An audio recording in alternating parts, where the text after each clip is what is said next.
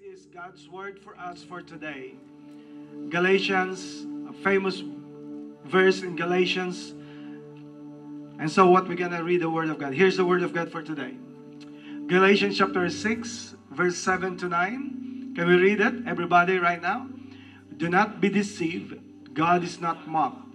For whatever a man sows, that he will also reap. For he who sows to his flesh will of the flesh reap corruption. But he who sows to the Spirit will of the Spirit reap everlasting life. And let us not grow weary while doing good.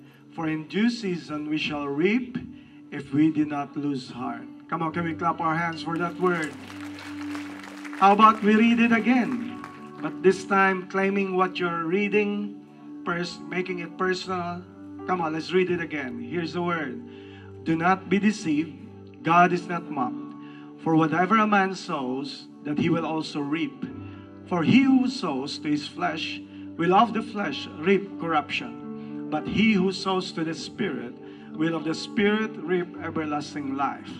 And let us not grow weary while doing good, for in due season we shall reap if we do not lose heart.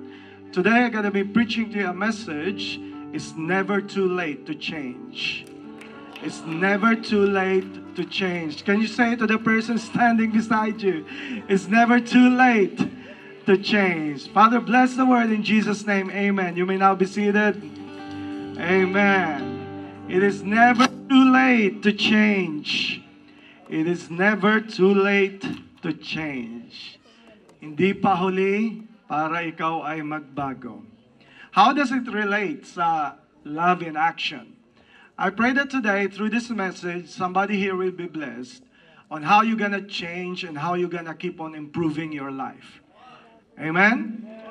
Anyone here excited and thankful and looking forward that, every day is an opportunity for you to change and to improve your life?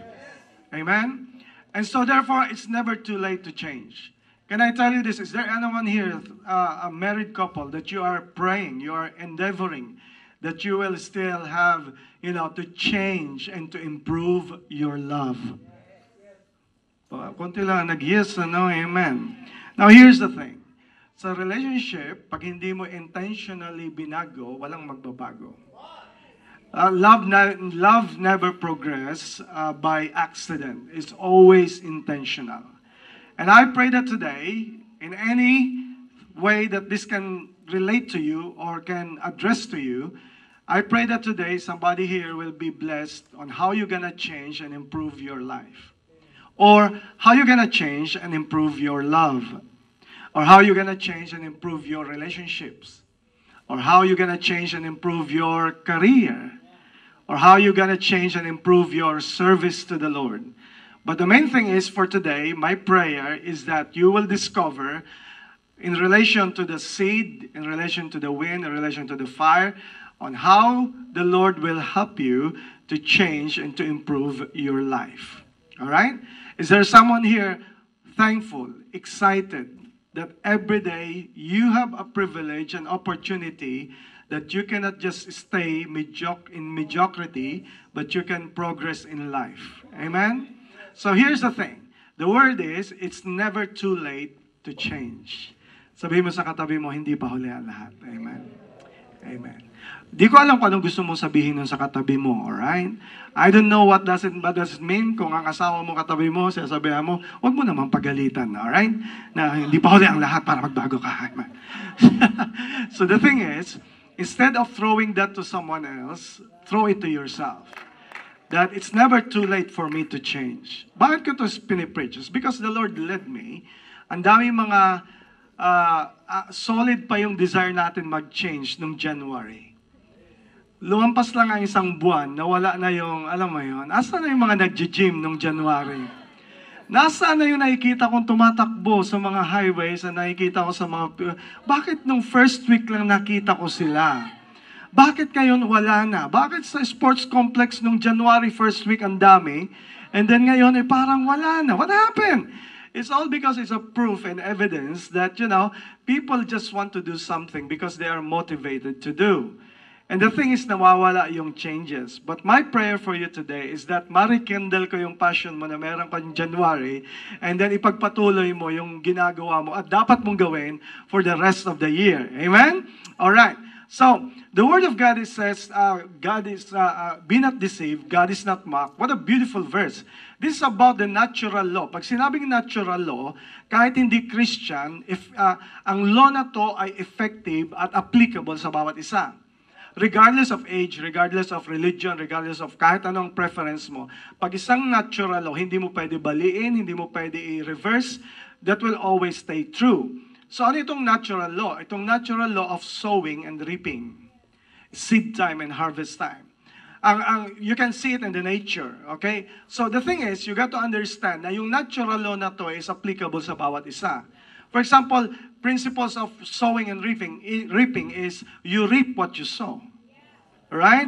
You reap what you sow. Another thing is that you reap later what you sow. Right? Hindi pa pwedeng nagtanim ka ngayon, aanihin mo na mamayang gabi. So, you reap what you sow and you reap later what you sow. Another principle is that you reap more than you sow. Kung anong tinanim mo, hindi mo aanihin yan exactly as it is. Dadami yan at dadami because you reap more than what you sow. Ilagay mo sa relationship on how you improve your life or how you improve your career, on everything, kung anong relevant sa'yo, you will be amazed that that principle is true. Ang principle na yon is that kung anong tinanim mo ngayon, aanihin mo someday. At kung anong meron ka ngayon is because yan ang tinanim mo in the past. That's why we have no right to blame anyone else or to blame God or to blame ourselves.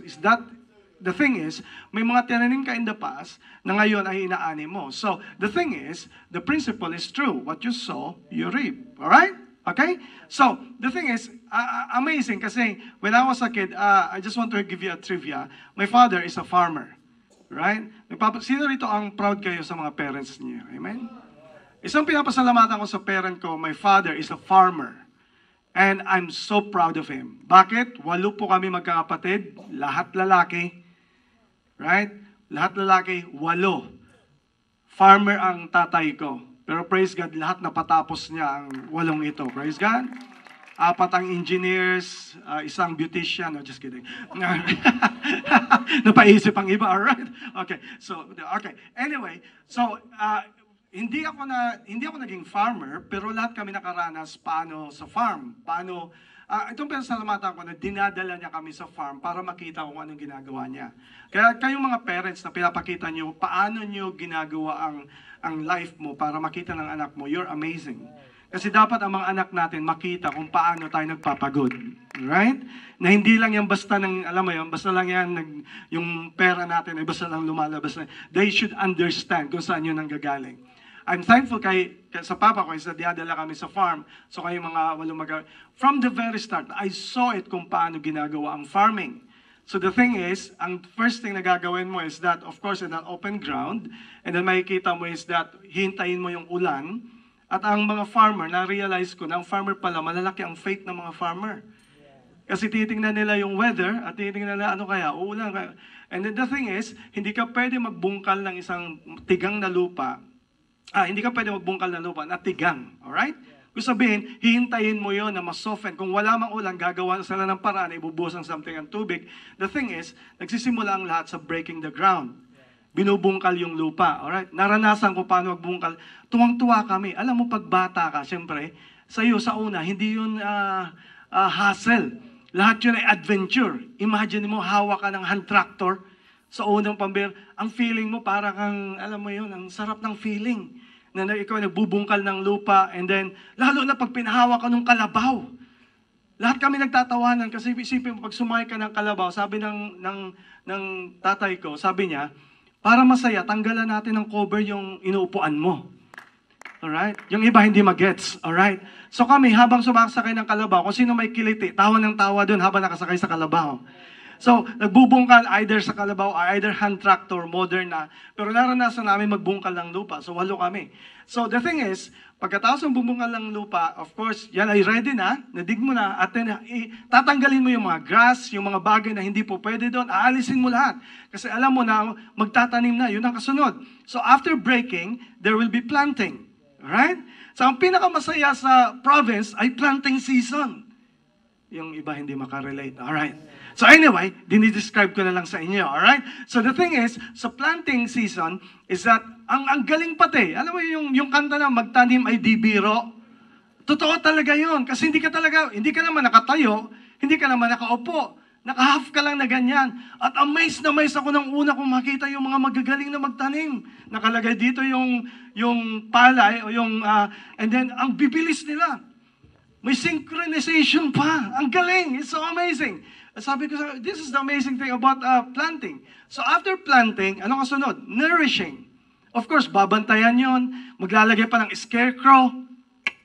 Right? Pantaboy sa mga ibon. And then, fertilizer and everything. Ninonourish talaga yung halaman. So it will take time. And then after nourishing is harvest time. Yan ang pinakamasaya. Lahat kasama doon sa barangay, talagang may tagtugan pa. And then, alam mo yan, yung at the time, hindi pa uso yung, alam mo yung ginagawa ngayon, yung talagang, tawag doon? Yung bilao. So, bilao, yung ganyan sa wind. So, it's amazing. It's beautiful. So, yung mga hindi nyo na-experience yan, at least makita nyo yan sa YouTube or whatever. But yun ang season. Now, here's the thing. Breaking, planting, nourishing, harvesting. And then repeat. Alright? Ulitin natin. Breaking, planting, nourishing, harvesting, repeat.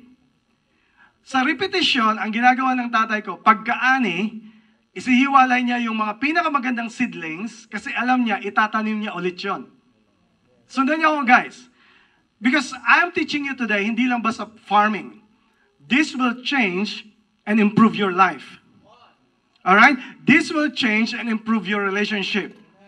This will change and improve your career. Ang life natin is this: breaking, planting, nourishing, harvesting, repeat. Okay, here's the thing. Life changes by what you repeat. Alright? I said it again. Life changes by what you repeat. Ang buhay ay nagbabago depende kung ano ang inuulit mo. Okay, are you following me now? Now, here's the thing. For example, hindi ka nagbungkal, hindi mo na-ready, of course, it will be a thing na magdi-disrupt ng situation. Mahirapan ka magtanim. Pwede ka magtanim, but it will be very hard for it to grow. Pag anything na sinira mo yung bagay or step or pattern doon, it will be a repetition of your life. Now, bakit ko to sinishare? Because this is applicable even in your love life. Even in your marriage. Nagtataka ka na ba, bakit ang relationship mo parang nare-repeat lang?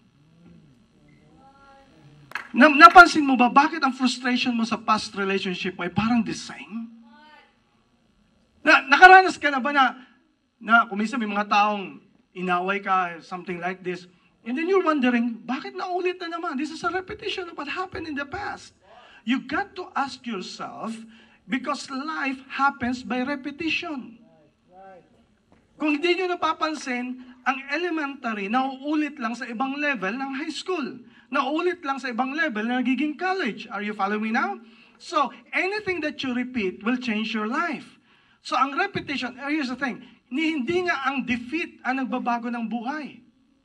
It's not about your success and about your defeat. Can I say this awesome word? Rhyming. Life changes not because of your defeat, but because of what you repeat. Kung anong hinahayaan mo magulit-ulit, that will be the thing. That will be the usual thing in your life. Sa trabaho mo, same. Sa love life mo, same. Sa church, the same. Relationship with other people, the same. And you will be wondering, and here's the thing, nangyayari, kaya hindi nagbabago ang buhay is because we keep blaming other people. We put the blame on someone. We put the blame on the weather. We put the blame on the government. We put the blame on our surroundings. We put the blame on our parents. But the thing is, today, let me encourage to you, it is never too late to change. Hindi pa huli na pwede mong baguhin yung situation ng buhay mo. The thing is, if it is by repetition, then change what you need to repeat. The problem, paano nagsimula yung verse? Anong first verse? Anong first word na sinabi ni Paul sa binasa natin kanina? Come on, what's the first? Yeah.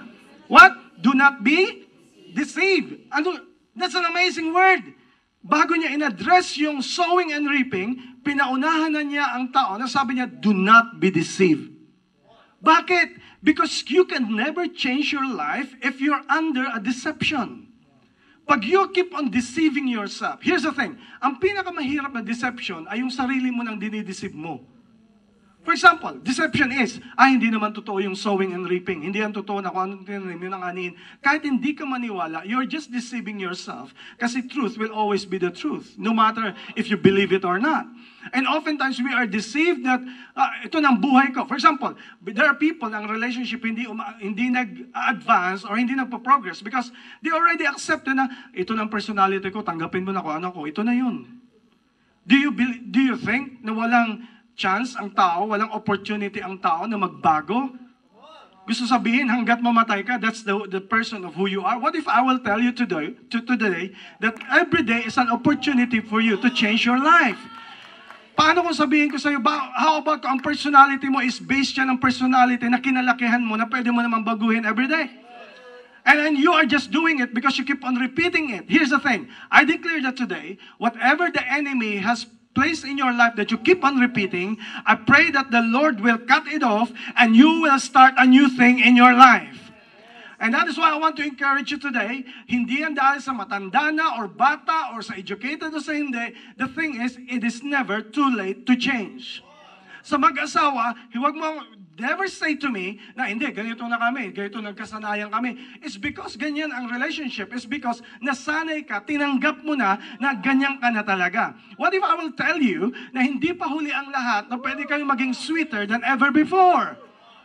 Kailangan lang somebody who should take a stand. Instead of pointing the change to other person, here's the thing. Kaya hindi nagbabago ang buhay mo is kasi hinihintay mo na magbago muna siya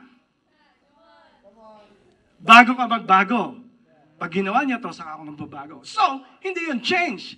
So, nakadepende yun. It's a conditional change. What if I will tell you? Sowing and reaping. How about ngayon pa lang, gumawa ka na ng isang bagay, magtanim ka na at aasahan mo, aanihin mo yan someday. I cannot contain the whole message in this because actually this message can just, it can have a volume in it. But I have to try to concise in the next 30 minutes, paano tayo mabless na ikabago, it will change and it will improve our life. Wala yan sa edad. Wala yan sa orientation. Wala yan sa past experiences. Every day, sabi ni Lord, every day is a new day. Great is His faithfulness. And so every day is a chance for me that I can change and improve my life. How am I gonna do it? How am I gonna apply it into my life? Sabi ni Lord, you reap what you sow. Kung anong tinanim mo, yun ang anihin mo. So, the thing is, how you gonna change? Do you wanna know how you gonna change your life?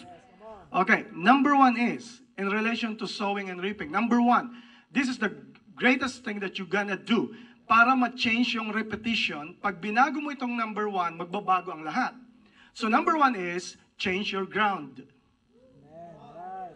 Change your ground.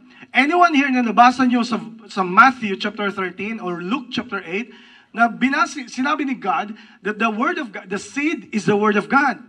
And then binanggit niya sa parable na isang farmer nagtanim at ang iba, yung seed ay nahulog sa, the first is wayside. Yung isa ay natapon sa stony ground. Yung isa ay natapon sa thorny place. So, apat yun. Yung pang-apat is good ground. Now, follow me now. Sabi niya, there's a farmer. And then, yun lang yung parable na amazing kasi pinaliwanag niya what it really means. Ang sabi niya, ang tao ay nadidivide lang sa apat na grupo ng tao. Yung Word of God, kasi lahat naman nakapakinig ng Word of God. Do you agree with me? Especially in our generation, wala sa generation natin ang pwede mag-say ng excuse na hindi siya nakarinig ng Word of God.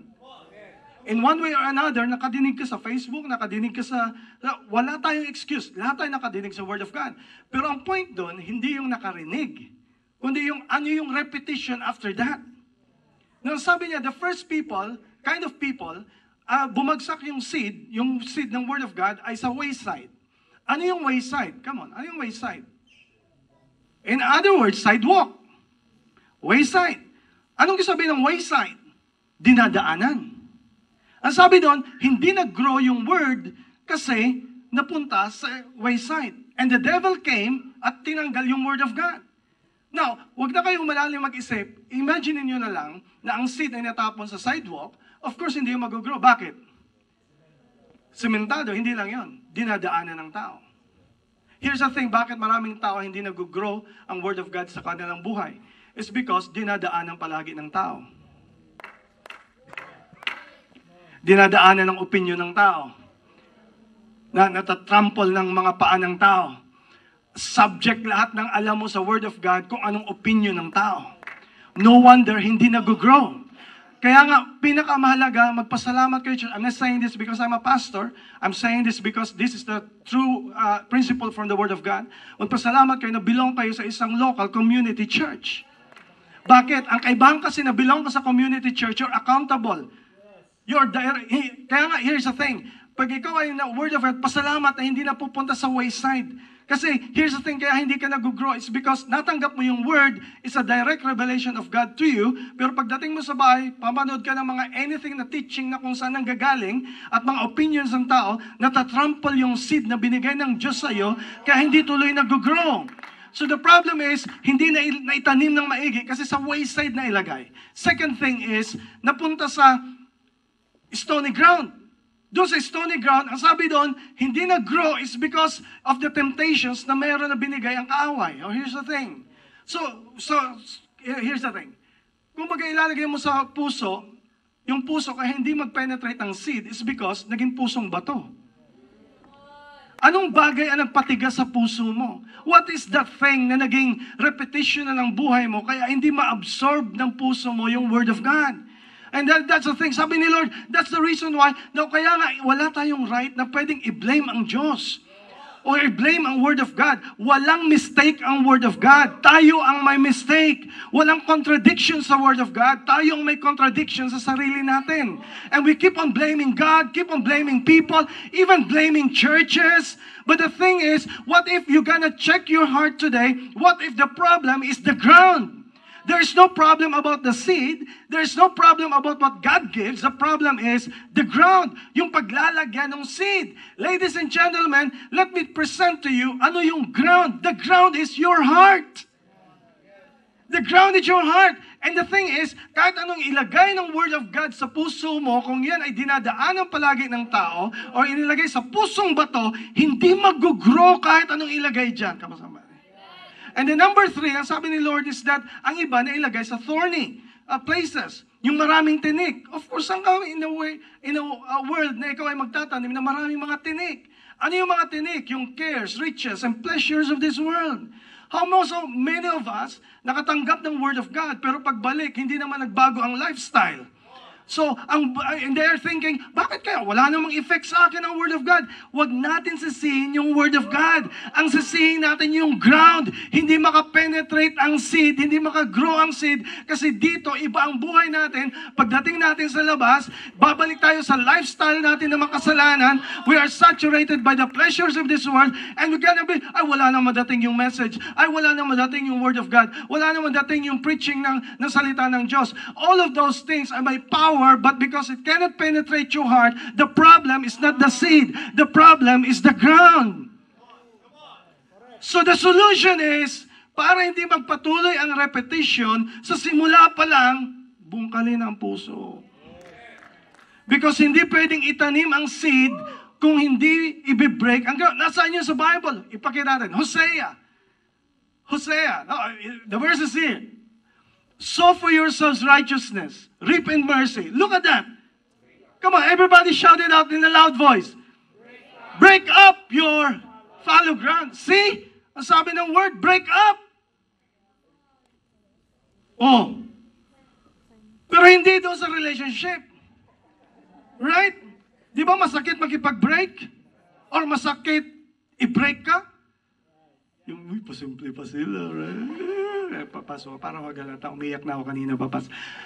Break up your fallow ground. Ano sabi doon? Break up your ground. Ano yung break? Puso. Here's the thing. In our modern generation, ayaw kasi na ng tao na binibreak ang puso. Ayaw nila na nasasaktan ng Word of God. Gusto nila, kaya nga, uso sa atin na tayo ay nag-feasting sa mga reels, kasi ang totoo nun, kaya natin ilipat. Pag masakit, oops, hindi ito sa akin. Right? Oh, itong Word of God, napaka-inspire naman, napaka-motivational naman. Namimili na tayo ng Word.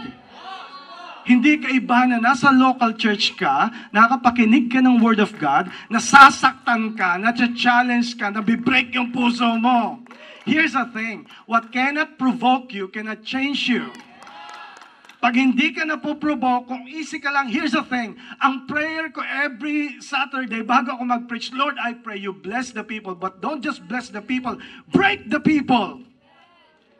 Break us for what break yours. Because impossible na naghahanap ka ng change at improvement at ang buhay mo is just the same. Your life is still the same 5 years ago. And the problem is, it's not about the surrounding, it's not about your anyone, but it's about your heart. Check your heart. Now, can I tell you today, if you want a different harvest, check your ground, check the heart. Tingnan mo yung puso mo. Ano ba? What's my heart? Oh, kahit mamatay, praise God, tuloy pa rin. Amen.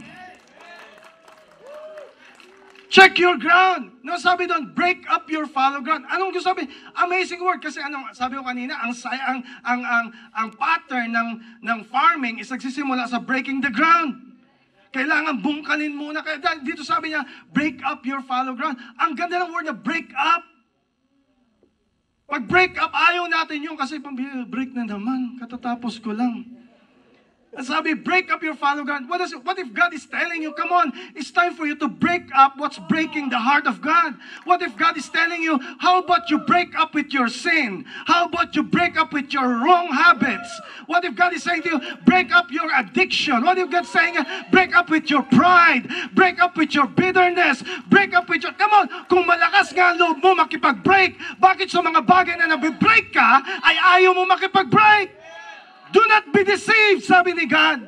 Huwag kang paloko. Now here's the thing, kung malakas nga ang loob natin na makipag-break tayo sa mga maling bagay, bakit sa pag-break up sa mga bagay na nakakasira sa atin ay hindi malakas ang loob natin? That's why break up the ground. Ang hirap lang kasi ng breaking ground kasi yun ang pinaka-messy. Saan ka naman bakit? Nung magtapos kami magbungkal, ay talagang lahat ng putik pati sa mukha mo eh. Right? Ayaw natin ng messy. Gusto natin lahat aesthetic. Pati sa spiritual life, dapat lahat organized, aesthetic. But the thing is, kung walang mess, pag hindi mo in-address, and here's the thing, aesthetic nga, pero ang style ng paglinis mo, tinatago mo lang yung dumi. Malinis nga, pero buksan mo yung mga drawer. Buksan mo yung mga nakata... Ay, pambira, dito pala yung mga nilaban, mga labahan pa yung mga nakata... Uy, nakaka-relate. Huwag tumawa masyado na halata. But the thing is, ang tunay na paglinis, talagang pati sa sulok ay linis. Yun ang tunay na linis. Kasi kahit anong itsura mo sa panlabas, aesthetic ka nga, okay ka nga, pero sa loob pala, you are corrupt, you are breaking, you are in a mess. It's nothing. Kaya sabi ni Lord, pag break talagang, i-break up mo talaga, basagin mo talaga, kasi kahit anong itanim ko sa iyo, hindi tutubo kasi ang puso mo ay bato. Sabi ni God, tingnan yung verse. Praise God nga, may katulong tayo eh. Di ba, bago ka magbungkal, sa mga farmer dito, di ba, pag nagbubungkal, ang the best pag umulan, tuwang-tuwa kami na umuulan, nagbubungkal. Kasi bakit? Malambot ang lupa. Alam mo, ang ganda ng sabi ng verse. Break up your fallow ground, but it's time to seek the Lord. Tinsan niyo yan, till He comes, oh my goodness. Till He comes and reign. What? Righteousness. Oh, pause for a while. Because that's gospel, that's grace. Kaya ka na frustrate kasi ang hinihintay mo magpalambot ng lupa, yung righteousness mo. Or yung righteousness ng iba. Kino-compare mo na, ay, pambibuti pa siya, napaka-active nyo sa church. Sana ganun din ako. Kahit anong compare mo sa ibang tao, hindi ka magiging righteous kasi ang dependence ng righteousness mo, hindi sa righteousness ng iba. No, hindi mo pwede sabihin, ay magpapakabuti ako, ay itong this year magiging okay na ako. Kahit anong gawin mo in the flesh, you can never do that. Because the only thing na pwede magpalambot ng puso, come on, surprise ladies and gentlemen, you need the Holy Spirit, you need God to come on somebody. Para ang puso mo ay palambutin ni God. Napansin nyo, pag ang preaching ay ganito, lumalambot ang puso nyo. Bakit? It's a rain of righteousness coming down on you. Sabi nga ni iba, bakit kung kailan ako naging Christian, iyakin na ako? Why? Kasi dati ang puso mo, bato. Hindi senador, ha? Bato. The thing is, matigas na. Pero nung ikaw ay nakakilala sa Diyos, inuulanan ka ng rain of righteousness, at yun kung bakit nagre-respond ka ngayon sa preaching, kasi malambot na yung puso mo, at ang sabi ni God, praise God na malambot na ang puso mo. Men, it's alright to cry if you have to cry, because this time, hindi ka umiiyak sa mga bagay ng mga masama, umiiyak ka ngayon dahil sa ginagawa ng Diyos sa buhay mo, and that's okay. But the thing is, breaking, kailangan magpabasag tayo sa Diyos. Dapat pagpupunta kayo ng church, huwag niyong hanapin na, pambihira. Sana ma-inspire ako ngayon. Sana pag uwi ko, tatawa-tawa ako yung, alam mo yun, yung galing-galing ko talaga. Kung ganun ang expectation mo, hindi ka mag-grow in your life. Ang ipag-pray mo, Lord, sana ngayong araw na tamaan na naman ako. Kasi nangyayari pag may preaching, sa'yo yun Lalo pagkatabi ang asawa, sinisiko pa, tahimik. Sa'yo yun, sabi ko na sa'yo, hindi ka nakikinig sa akin. Come on, you cannot change people the way you want them to change. Kailangan magsimula ang changes sa sarili. Ikaw ang magsimula ng sowing. Kung wala kang tinanim, walang anihin. So, the first thing is change the ground. Anong sabi ni Lord dun sa pang-apat na sabi niya, but those seeds na nagfell sa good ground, yun na nagmultiply. Anong sabihin ng good ground? Gusto sabihin, willing ka na sumunod. May humility ka na tumanggap ng pagkakamali. Here's the thing, if you will never repent, if you will never be humble, that you are wrong, kailanman hindi ka mag-i-improve sa buhay mo. Because that's a deception. Nakahanap ka na ng tao, nag-sharing kayo, ang sinishare mo sa kanya ay mas alam pa siya sa'yo. Paano mo matuturuan ng isang taong alam na lahat? Kaya puno ng puso, kaya hindi mag-grow. But the thing is today, I pray, I declare that to you today, it's never too late to change. I pray that today, all of us here will be allowing God to break our hearts for what breaks His. And you gotta say to the Lord, Lord, today I'm opening my heart, and whatever you say to me, I'm gonna admit it, I'm gonna follow it, and by the grace of God, I will follow you, and I will obey you in the name of Jesus. And that is why today, so you're gonna change the ground. Number 2, this is powerful. Number 2, don't just change the ground. Now you have already changed the ground. Change the seed. Change the seeds. Here's the thing. Sino rito ang may mga pangit na nakaraan? Ako lang? O yung galing nyo naman, praise God. Thank you, Jesus. Alright, taas ulit ang kamay. Sino rito may mga pangit na nakaraan? Kung hindi man pangit, merong konti. At least. You will agree with me, here's the thing. Anak ka na ng Diyos ngayon, Christian ka na. But you have to open your mind. May mga bagay in the past na ginawa tayo na hanggang ngayon ay may inaani tayo.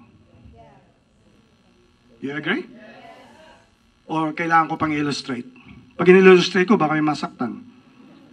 Okay, for example, ituloy na natin, okay lang, breaking naman alright? For example, lasinggero ka in the past. Okay? Naging Christian ka na. Okay? Ngayon, na-find out mo na may tama pala yung lungs mo. Now, sabi mo, pambira Lord, kung kailan ako naging Christian, sa ako pa na-discover na may tama palang lungs ko. Sabi ni Lord, teka muna, hindi ko gawa yan. Tinanim mo yan in the past, na inaani mo sa ngayon. Magpasalamat ka na binago ka na ng Diyos, at kahit pamamatay ka ngayon, palangit ka naman, praise God. Parang hindi okay na comfort yun, ano? Pero sabi ni Lord, huwag ka mag-alala, bibigyan kita ng chance, babaguhin ko yung buhay mo, pero at least, willing ka na magbago. At least ngayon, tumigil ka na sa ginagawa mo. Buti nga, na-warningan ka pa at natigil. The thing is, may mga bagay tayong tinanim in the past na inaani natin sa ngayon. At kung may inaani tayo, kung kay anumang amount yun, don't get discouraged by it, kasi may hangganan din yun. Ang mahalaga, may bago ka ng seeds sa ngayon na dala-dala, na may tinanim ka na bago, at aanihin mo in the next 2 years, next 5 years. Can I encourage you today? If you have sown a seed in the past that is wrong and you are reaping it, don't get discouraged by it, because you can change the seed anytime. And when you change the seed anytime, you're gonna reap the harvest someday, and you're gonna say, praise God na binago ako ng Diyos. Praise God of the salvation that I claim in the Lord. Wala ka nang magagawa kung yun ang, here's the thing, ang choice mo na lang is change the seed. Baguhin mo na yung seed. Now here's the thing, kaya nag-ulit-ulit ang sitwasyon sa buhay mo because you're deceived. Hindi mo nakikita kung saan ang mali. Yung pala, number 1 mali, yung ground mo, ang puso mo ay napakatigas na. Second thing is, ang tinatanim mong seed ay same na seed 5 years ago. Do you expect na nagtanim ka ngayon ng santol, ang bunga ay mangga? Kahit anong pilit mo, it will never happen. The thing is, kung tinanim mo ito, yun ang aanihin mo. Same kind. Do you agree? Kung pali ang tinanim, alam nga naman kalabasa. You get what I mean? For example, ang sabi doon sa Bible, you reap or you sow to your flesh. Ang linaw ng verse. Sow to your flesh. Sabi niya, kung anong tinanim mo sa katawan mo, aanihin mo yan someday. I don't have to go to the details. Kung anong inaalaw natin sa body natin, sino rito mag-agree? Pagtanda mo, aanihin mo yan. Sabi nga ng iba, Pas, parang napansin ko, ang tagal ko na sa church, ba't di kayo nagpipreach ng mga bagay na, alam mo, galing ako sa church, grabe tumira ng mga bisyo eh. Sabi ko, hindi ko kailangan mag-preach ng ganyan. Alam mo bakit? Hintayin niyo ang doktor ang mag-preach niyan. Pag ang pastor nag-preach, offended. Pag doktor, Dok, ano pang kailangan kong malaman? Anong dapat kong baguhin? Bawal na itong ganito. Bawal na. Susundin ko na. Walang reklamo. It's because alam nyo, ikakabuti nyo, right? Now the thing is, breaking, planting. Anong dapat i-plant? Bagong seeds. Ito na yung day of changing and improving yourself. Kung ang tinanim mo sama ng loob, alam na maanihin mo sama sa labas. Pag puro ka sama ng loob, of course, ang aanihin mo, sama ng loob. Pag puro ang no, you don't get me started na may elaborate pa to. Kung anong tinanim natin sa mga anak natin, yun ang aanihin natin. Pag puro mura, puro sigaw, magugulat ka ba? Pag teenager na yan, sumisigaw na rin. Ay, tagil-tagil. Saan galing yun? At sasabihin mo, Pastor, kaya ako nagkamali. Kung anong tinanim, yun ang aanihin. Sa finances, same. I told you I don't have to elaborate, but you know this is right. Here's the thing. Pag wala kang tinanim,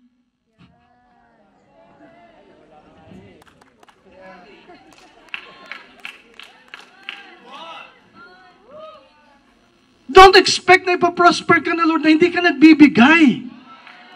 Kaya nga ako, I'm not afraid na may mag-question, mali ang tithes, mali ang ganito. It's okay.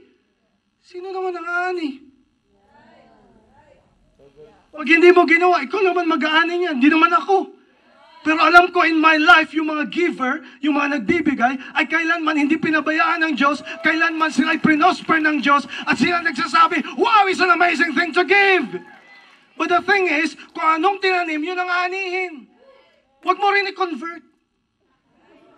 Lord, pwede ba wag cash? Pwede ba mag-serve na lang ako sa music team? I-convert ko sa action. Yeah. Sabi ni Lord, okay naman yun. Law naman yan eh. Kung anong tinanim mo, yun aanihin mo. So, nag-serve ka, pero hindi ka nagigiving. Faithful ka. Aba, i-bless ka ni Lord. Oh, masipag ka. O, anong aanihin mo? Sipag, aanihin po rin tibay ng katawan. Sipag din. Magtataka, bakit wala pa rin akong kapera-pera hanggang sa ngayon?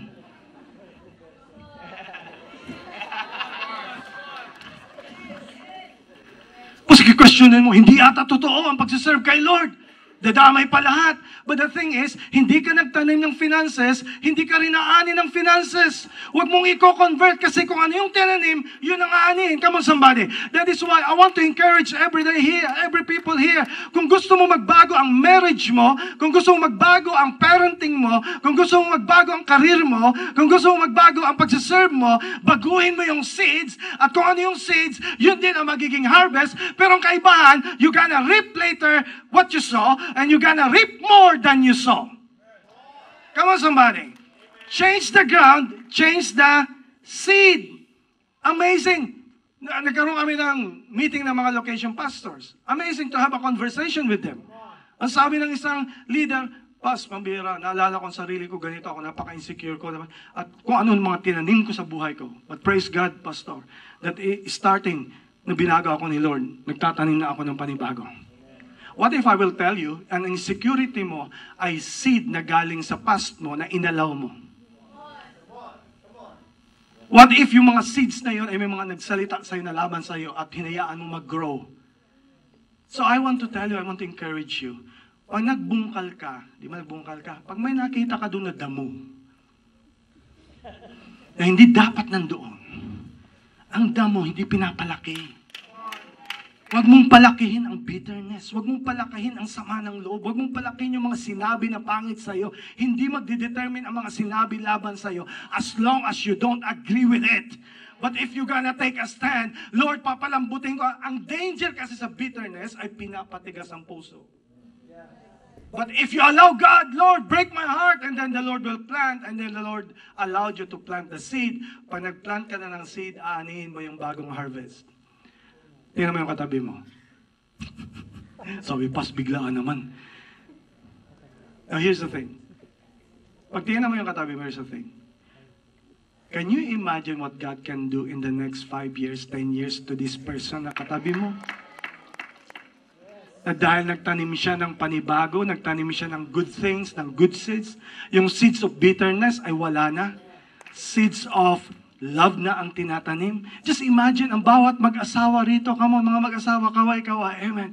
Just imagine nang itinatanim na ngayon ay something that is good. Wala nang mga mura sa church, sa bahay. Anong sabi ng mura? Mahal. Wala nang mura sa bahay. Lahat na mahal. Wala, di makagets yung iba. Di makagets. Di makagets. I'm declaring sa inyo, sa bahay, wala nang mura. Puro na mahal. Wala, di magets ang iba. Mamaya po, pakipaliwanag na lang, i-pray over nyo na lang po sa labas. Praise God. Pero I declare, sa bahay, wala nang mura, kasi pag puro mura, aanihin mo rin ay mura. Pag puro mahal ang ang tinanim mo, puro din. You got it. So plant the seed. Now here's the thing. It doesn't matter kung ang tinanim. Here's the thing. Kung kayo ay lahat is nakaranas kayo ng something na traumatic past, mga bagay na ginawa ng ibang tao, here's the thing. Hindi mo i-allow yun na forever yan ay mag-i-exist sa buhay mo. You cannot allow those people, yung hurt, yung pain, yung frustration, ang mag-determine sa rest ng buhay mo. You can change your life right now. You can improve your life right now. You can say, itong mga bagay na to na tumubo sa buhay ko, paghuhugutin ko to, aalisin ko yung mga roots, kasi magtatanim na ako ng panibago. Ano yung itatanim ko? Yung seed ng Word of God sa buhay ko so that it will progress and I will harvest an amazing harvest someday. Come on, can we clap our hands to the Lord? Change the ground, change the seed, and the last one. Show the verse, please. Because an amazing verse. Let us not be weary in well-doing. Anong verse? And let us not grow weary while doing good. For in due season, we shall reap if we do not lose heart. Oh, that's an amazing verse. Can you read it, please, again? Let us not grow weary while doing good. For in what? In due season, change the ground, change the seed. Number 3, change the cycle. How? Okay. Pansinin niyo itong sabihin ko and tell me kung makaka-relate ka na it happened in your life. What if I will tell you, describe some cycle is this. Nagbungkal ka, nagtanim ka, nag-effort ka, pero dahil hindi mo natagalan yung process, gusto mo agad ang ani ay agad na. Ang response mo agad ay palaging yung kabaliktaran ng verse. You become weary. Ang cycle mo kaya walang natatapos na project. Walang natatapos na nag-flourish na relationship. Walang natatapos na career. It's because ang cycle mo na actually ay doon tumitigil sa weariness. May tendency ka na pag dumating na yung process at tumatagal yung proseso, nagiging weary ka na, at dahil weary ka na, you stop. And then you question na bakit yung seed ay hindi tumubo. And then you repeat the cycle. Nag-break ground ka naman. Nag-change ka ng seed naman. Pero dahil inaabot ka ng grabing discouragement, inaabot ka ng weariness, you stop, you quit. Kaya ang sabi ni God, come on, it's time for you to change the cycle. It's time for you to change what you're used to of doing in your life. You got to change na ang cycle mo ay palaging ganito. Sisimula ka, hindi mo matatapos. Sisimula ka, hindi mo matatapos. May relationship ka, dito ka, mamaya, diyan ka naman. Sa career mo, same. A-apply ka sa ganito, walang tumatagal na 1 year. Dapat may award ka na ng pinakamaraming work. Para ka si Jason Statham. Wala, di makagets kasi hindi nila alam kung sino si Jason Statham. Si Jason Statham kasi lahat ng pelikula niya, puro mga trabaho. The beekeeper, the mechanic, the transport. Just kidding. Okay, so anyway, hindi alam ng iba. But the thing is, kahit anong trabaho mo, hindi magpo-flourish kasi tendency mo na, ugali mo na pag nahihirapan ka, bumibitaw. Walang ministry na tumatagal kasi pag nahirapan na, bumibitaw. Walang relationship na nagpo-flourish kasi pag nahihirapan, bumibitaw. Walang leader na maging okay sa'yo kasi pag nahirapan ka na, bumibitaw. Come on, somebody. Ang problema ay wala sa ground this time, wala sa seed this time, but ang problem this time ay hindi ka makatagal pag nagkakaroon na ng test at nagkakaroon ng mga pagsubok. I want to declare today, by the power of God, that starting today, your cycle will change. I pray that you're gonna accept the hardships of life. Don't be allergic to hardships. Don't get out from hardships.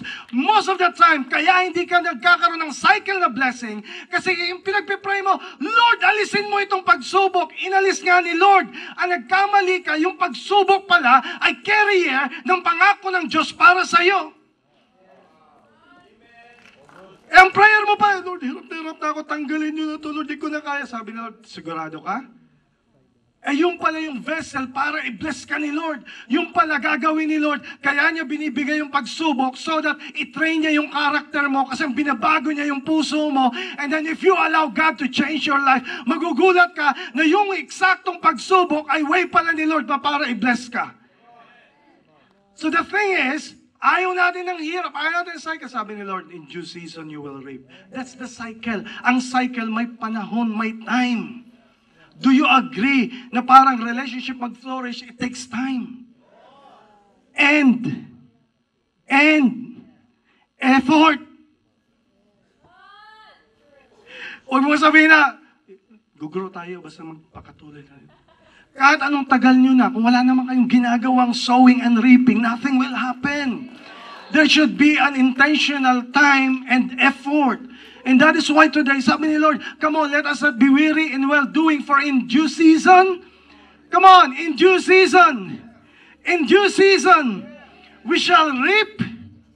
Ano sabi? If we don't lose heart, or if we faint not. Kasi sabi ni God sa mga tao na nandito ngayon, come on, February pa lang, huwag kang papatalo sa atake ng Diablo sa iyo. Huwag kang papatalo, ma-discourage ka sa ginagawa ng Diyos sa iyo. Huwag kang susuko, huwag kang bibitaw. It's because nagsisimula ka pa lamang. So what kung may inaani kang seeds ng mali mo in the past? Ang mahalaga, may ginagawa ka ng tama sa ngayon. And that's all that matters. Because you are changing the future. It's never too late to change. So what kung hindi ka good father in the past?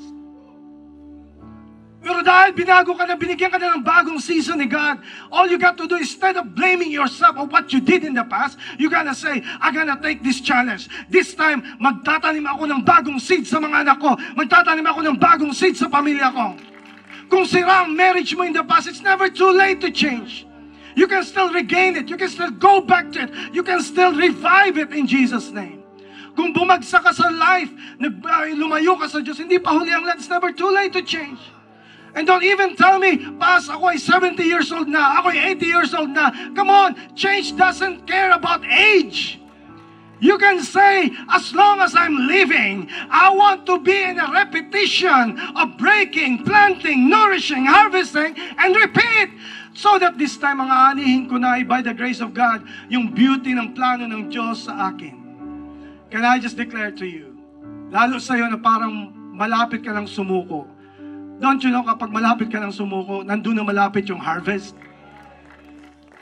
And that's why I want to encourage you today. Come on, let us change and improve our life. Allow God to change your life. Now, you're gonna say, Pastor John, what should I do? Anong gagawin ko? I have tried my best of all those repetitions, pero parang hirap na hirap pa rin ako. Oh, here's the ending. Here's the summary of everything. It's because may nakalimutan ka kung sino ang sower.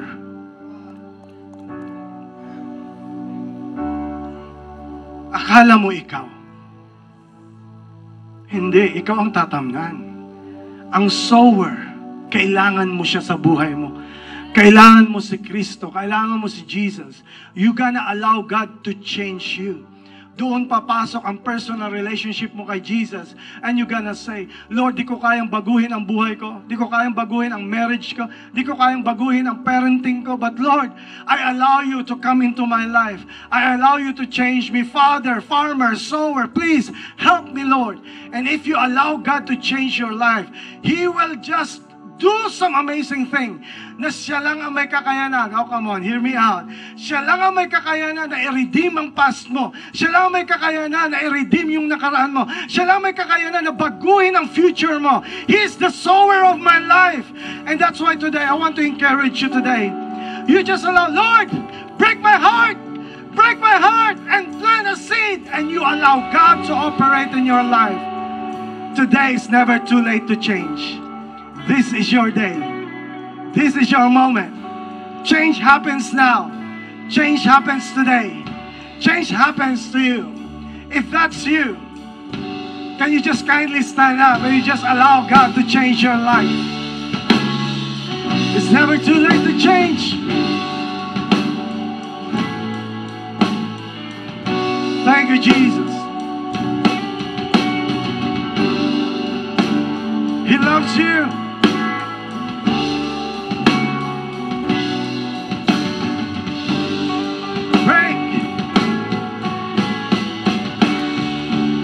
Thank you, Jesus. In the morning, I will sing of how you love me. In the evening, I will bless your name. Change me, Lord. When I think of the way you saved me, every breath I breathe is for your praise. Come on. All hands lifted. No one's looking around. Just worship. Just allow the Holy Spirit to break your fallow ground. Allow the Holy Spirit to address what needs to be addressed in your heart. No condemnation.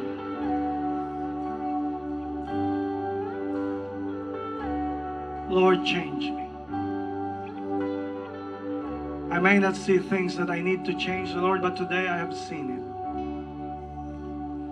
Father, break my heart, break my fallow ground. And I thank you, Lord, that you're doing this not to hurt me, but to prepare me, Lord. Lord, let the word grow in my heart. I pray, Heavenly Father, that today is my day. Lord, today I'm cutting off seeds that have grown in my life that's supposed not to grow. Lord Jesus, help me. Save me. I need you. Change me, Lord. Today I declare by the power of Jesus, this is your day. Today is changing your heart. Today is breaking the grounds of your heart. And He's happy sowing and planting new seeds in your life. Your past will no longer determine you. You have a new destiny. You're a new person. You're a new man. Today is your day. He's sowing it in your heart right now. He's casting away the condemnation, the frustration. He's casting away the guilt, the shame, and the pain of your past. He's sowing a new seed in your heart. Oh, it's beautiful. He's sowing. Just reach out to Him and give your heart to Him. Lord, In the morning I will sing of how you love me. In the evening I will bless your name. It's amazing when I think of the way you save me. come on, allow God to change you. The Holy Spirit is working here, working it out in your heart right now. Sa aking mga bisita, God loves you so much. He first loved you. Nandito ka dahil mahal na mahal ka ng Diyos. And all you got to do is if you open your heart and you're gonna say, Lord Jesus, I need you in my life. If you receive Him in your heart, God says to you that He can make you a new person. He can give you a new start. He can give you forgiveness. All you got to do is be open and be willing. Lord, I need you. I receive you in my heart. Sa aming mga bisita, habang na kayo ko nakapikit, mayroong paborito na nais tumanggap sa Panginoon bilang tagapagligtas. And you want to open your heart. If that's you, just lift your hand so that I can see who wants to give your heart to Jesus. There are hands there at the back. Praise the Lord. Amen. There's another hand there. Praise Jesus. Sa aming mga bisita, mayroon po ba? Praise God. Another hand there. Praise Jesus. Now, hindi lang sa mga bisita, but in any way the message have blessed your heart. Here's the thing. I believe when you surrender it to the Lord at sabihin mo kay God, Lord, sa araw na to, lahat ng nakaraan ko tapos na. Sa araw na to, Lord, as I give my heart, Lord, panibagong seeds ang ilalagay mo sa buhay ko, sa pamilya ko, sa mga anak ko, Lord. Lord, simula sa araw na to, Lord, magtatanim ng panibago. If that's you, you are welcome to get out of your seat and come here on the front.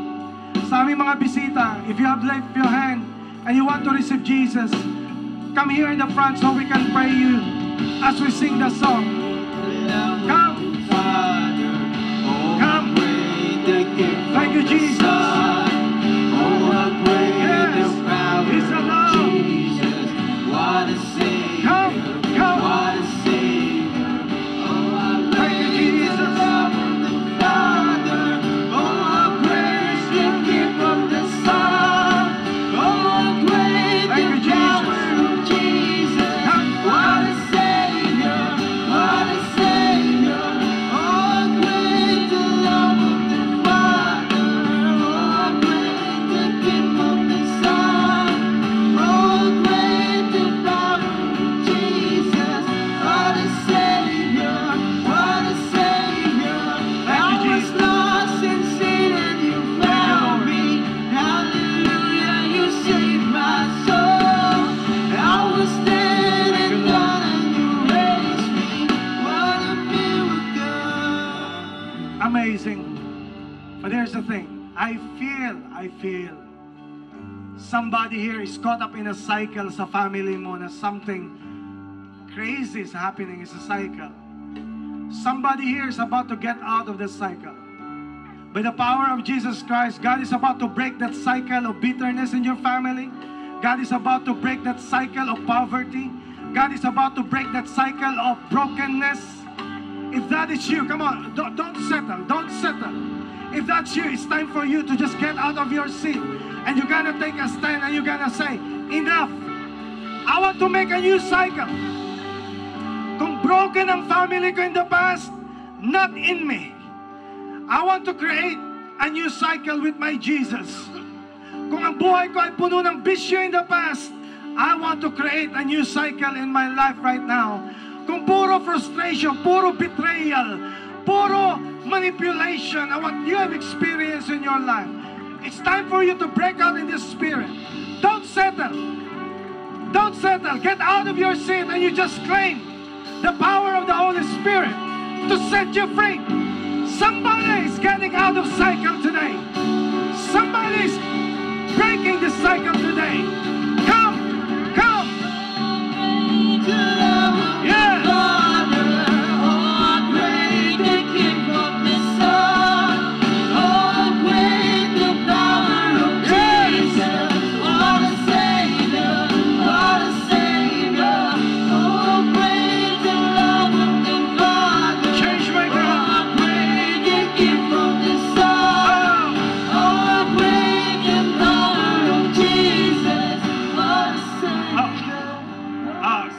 Amazing.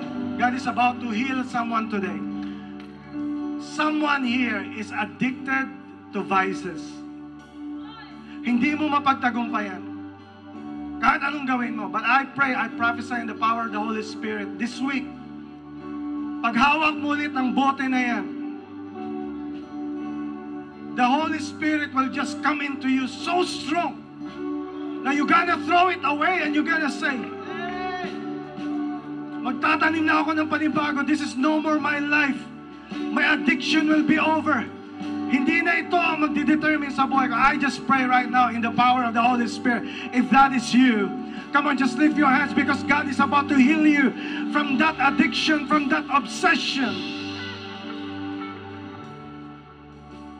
Even young people today, you have an obsession that you cannot stop. The Holy Spirit is telling you without judgment but love. Sabi ng Holy Spirit, come on, go down there. I'm about to release you from it. Someone here is in the repetition of cycle of breakups and betrayal. That's not something to laugh at. If that cycle, paulit-ulit ka na kailangan ng relationship and you're too young, sabi ni Lord, come on, come to me. I'm about to release you from that because it's coming from something.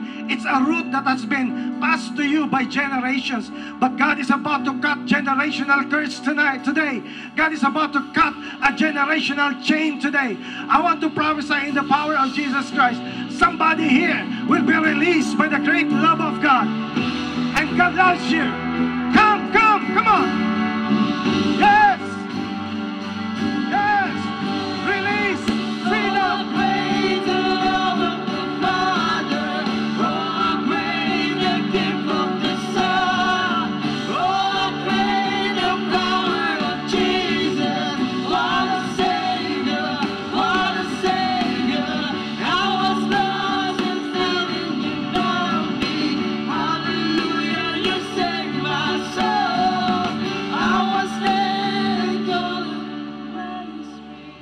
Where's the camera?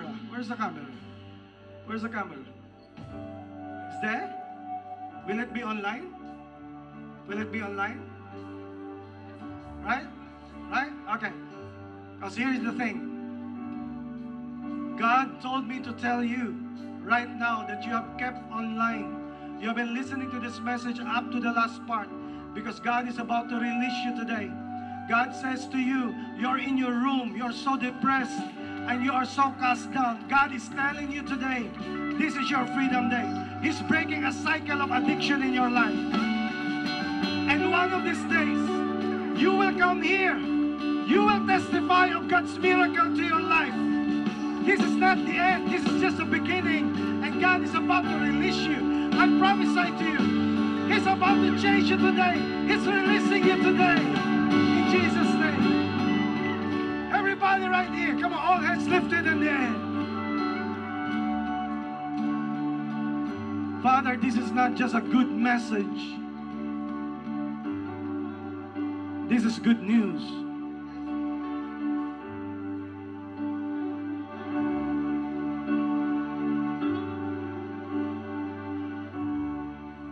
There's even someone here that's struggling with addiction and is trying to cover it with achievements and money, but today is about to release you without judgment. The Holy Spirit is raining righteousness on you, that you don't have to condemn yourself. It's raining because your righteousness is in Christ.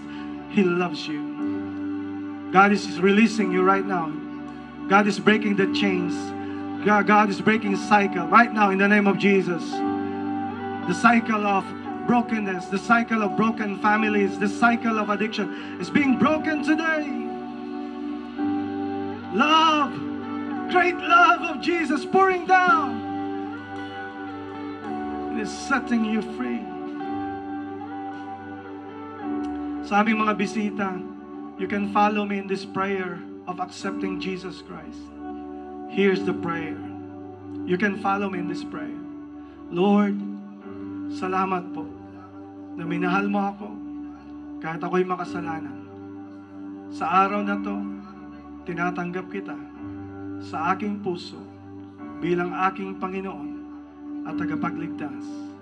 Salamat sa bagong simula, sa kaligtasan, sa kapatawaran ng lahat ng aking kasalanan. Sa pangalan ni Jesus. I'm gonna pray in English because somebody online or maybe someone who wants to pray the Lord's the prayer. Here's the prayer. Lord Jesus, I thank you, Lord, that you love me and you have a plan for me. Today is a new day. I receive you in my heart as my personal Savior. I accept your forgiveness and your love. And today, I am a new person, forgiven, loved, blessed, and chosen. Today, Lord, I'm gonna start to follow you. But thank you for salvation, for the new beginning. In Jesus' name, amen and amen.